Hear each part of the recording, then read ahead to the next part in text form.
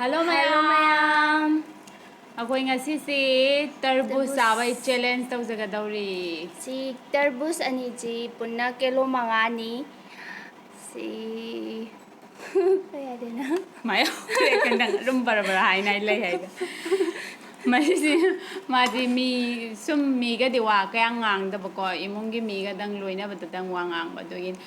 Ako'y bani ki si keji mangani ani si kidang keji kene bako ado ani si punjalaga di mangani aduna ibani si amana haurum da targa su yetna da na ba sauna da na ba da ibani si tangkai oin khaidok sare si tangkai khaidok sare si ngang ba yeng gen ibani khaidok bani aduga tangkai ona doine Sino? Simasina nga. Amasina ngang hele aduga ibani sisi chaba han tan doine cha dringe da hana loina isai sai sorok mai se khaidok na jage adu thamluraga ibani cha han tan doine do ngasi gi se tarbus lai rei si akoi dadai card tagi ibani na satlaga lerakpani ado ngasi gi challenge si sida apoba mi do aduna tarbus si paisa jo hanjin ga dawni aduga akobani gi mathang chabagi sida hapkalak toi si sida aduna paisa puthoga doine Ma kai mong chano. aduna dandi oine ba koi Ma pumoy chai ban pad. asimana wasa phajai hela mai ko nga ahan besina how do di mali adu bu khangde how do man to sa han saban phajai ho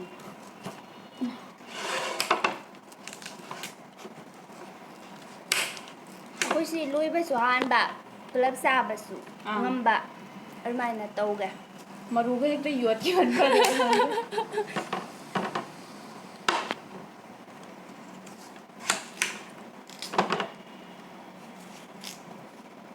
ama asoba azaba wa dan ne sakse kui ga ma oi mama ti mama se sara de ibani di fajan di hai abe nahi Imaki. Maka ta dira. sans lo makada lem di ko ai na helan ba dia re ko ai aloi khai do ra ge Man kai do yan da de. ha Khai do ga hai ro. khai do da daw ren Ima inu ma pumoy chai dira. ha Ma pumoy chai dira inu si ai mai na. e chai ga daw ne mase ka pai ngam roi Arde ho se inu si hana hori se. Inu hai ko man han do nang si mamang kin jin ba si ai chaninge. asum sai te kin Kari siro. ang ka pai da ba Sini hoji tang kha ma. ai su tang khai ma tang khai ni si da lai sai di ban tu ja Maru yau dai pha da. malu jaw da pha don ma hang da Maru da sai lem ni ko ho Cuma thum ba ka wai Ma se tingang. Hang rồi. Mà vừa cái sai rồi. ra đi ra ai mà rụng một cái sang nó không khổ tội gì Mà sang để ai mà cũng chả. nhưng mà ấy cái xoay được thâm mình ấy mà ăn ngay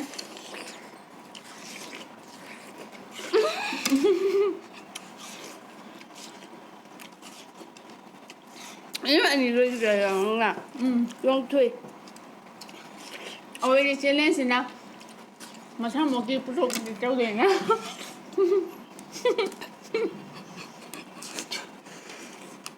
mẹ nó mang cảnh đấy Không gây chạy anh nữa.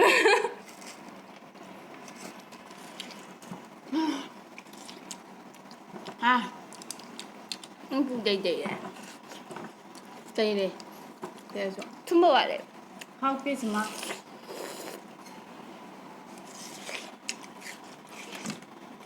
Mà phải ngang vậy mới phải mà chúng ta chỉ là quá. Ấy mà chúng ở ta. anh chỗ đại ăn ô bẩn à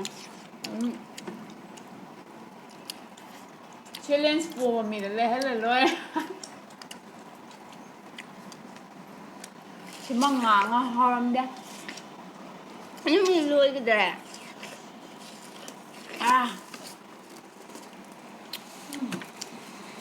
nó thì em tên thuộc cái qua của ta mà 예쁘게 떨까.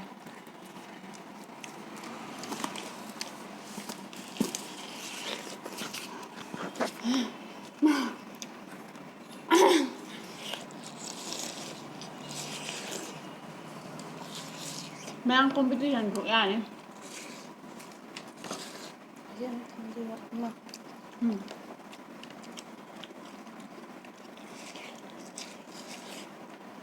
Không phải mà nè.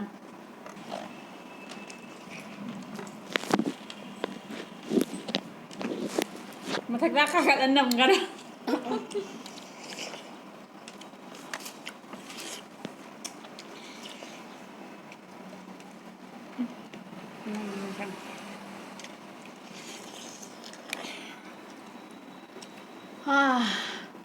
những gì làm giàu đi 시집 가는 거 있네 아이시데 시집 야들 보이네 mày giàu em má thì ra thì rồi em má 어때 시집 용도 안 하고 자가 라우 벌래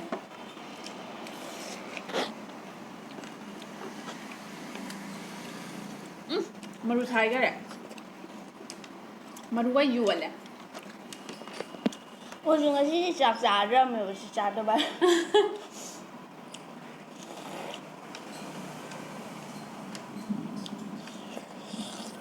뚜민 난가래 많아 응 건 고마워 잘해 근데 아 뱀 섹시 아이지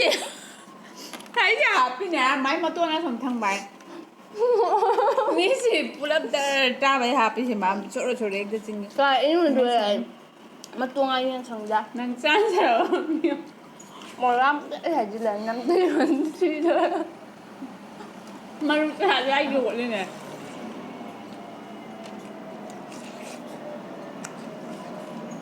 นั่งกันตัวงี้ใกล้กันนะช่วงนี้แบบ chứ อ่ะมาไอ้ปวดใช่ไหม mấy anh nè ชิ้นก็หนูโกกันนะไอ้สิบคน mấy anh này cũng không gì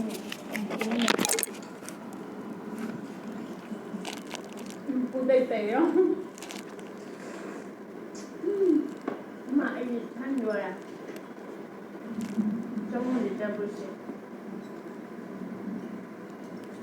không mày thôi rồi ngỡ trên bàn đây là tôm đâu cái rồi gì chị sẵn ra xin chào ai muốn sao rồiว่า nó muốn uống trà ไอ้ยืนพนังถ่ายอยู่แพ้โทรศัพท์เก็บได้เดินได้ nhưng mà tôi trả lời ăn phần này ทำไมนะ ông真是耳朵小就是整饭 เฮ้ยเนี่ยมาตามกันไม่ได้อย่ามานึกเฉยเองยังถึงไม่ใช่ก็บ้าหายด้วยอ่ะ không thể mấy cái chuyện mà đâyไม่เดียวก็ข่าวอ่ะเลย nó đang mà ấy chúng ấy giá phụ của này chúng ấy là bị tăng khải bây giờ ไม่จีเล่นสิเด็ก vua đó vua ông chạy đi là ông ngay được ngay ăn yên mà được quà như vậy thân được sao rồi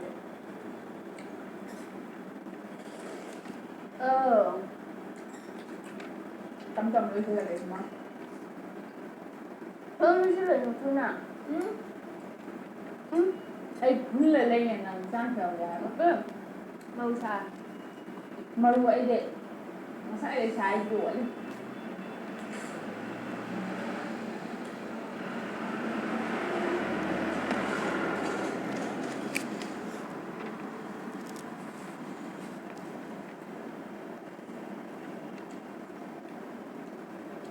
มันน่าคิดอันเดียวหาเลยตัวไอ้นั่นน่ามึงเลยคนเดียวที่เนี่ยแบบตามกูจะเสีย ra hao rồi ค่ะ hao ra หาเลยสิชีน่ะบองหาเลยจะมาอย่างไอ้เด็กพอหามันจะมันบ้านเจ้า thế ahau charona khalla kanda de ahau ba so ahau ni da ba ahau ni da na ahau se chung thong ra kanda ahau bu ahau kulak sa me khalla de sa ahau to de de ba ya la ha na wa ra ko na ngai de ta wa ni na ahau to de de le ba ya na ahau ba ya na cha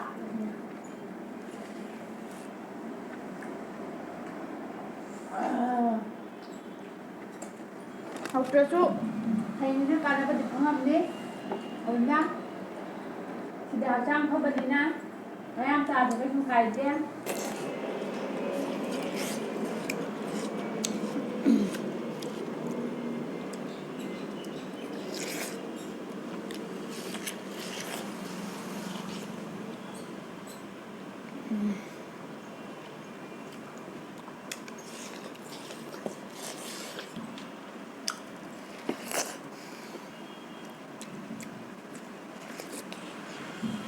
ai si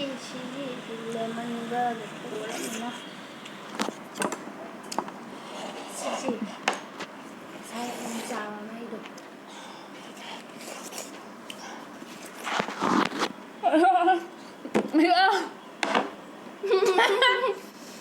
xin ngất tuyệt ủa ai thời si đây xuống đây đi ai chào cái đây ấy đi lui lui cho em mẹ ai là thôi rồi mình á mà xí đi mà nó mà thằng kia sao vậy con ta đấy tarbuza pisa so mana hansen tare adune ba sab da de khoi da singnar kanu ai sini mana hai dai ne nan me ma wangang de sab di kalle da si ke no to ki bai ne inung ni khu khai ra ai chung ga ba ai thì mà sa na to bai ai su amai kha ba di chak to man post to ngai sans la hobe post to ban te ai wa kan ai su man to khal wa ni simbanga loi tat kara ta buza khet na mo na mata simbanga loi tat kara ki dang ngang simna kidang hawe ba as amasi de isam cham lai rame moi hana no ba purak pata buza si de hawte ibani jinga sai de ma chum ta buza ahaw ba thi ba ko chapane do si hawram dora da le pane kidang de hawale adubu dum sasen gare masai de sak sa da bida si sa na wa ngai bani adu adum ngamsen gare mayam na su ubire aina thoire masigidi sai loi sala sira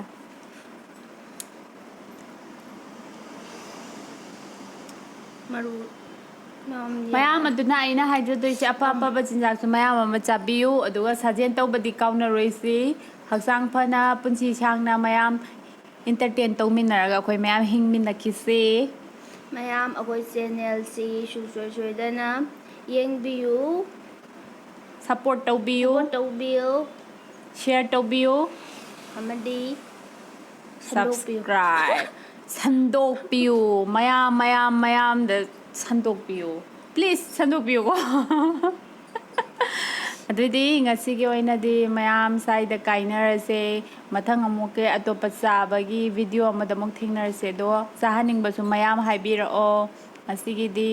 akoy amok chalage bye